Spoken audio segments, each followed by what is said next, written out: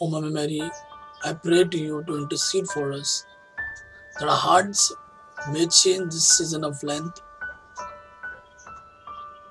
May we come to Jesus asking for His help to change our life and our mind, so that we may walk in His ways, in His footsteps, helping each other in love. O Mother Mary, pray for us, pray for them. Hail Mary, full of grace, the Lord is with you. Blessed are you amongst women, and blessed the fruit of thy womb, Jesus. Holy Mary, Mother of God, pray for us sinners now and the hour of our death. Amen.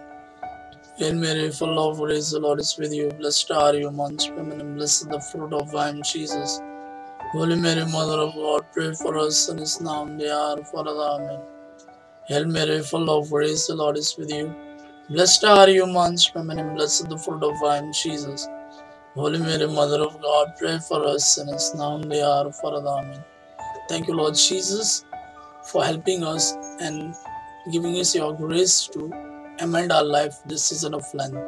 Thank you, Mama, for interceding for us, interceding for them.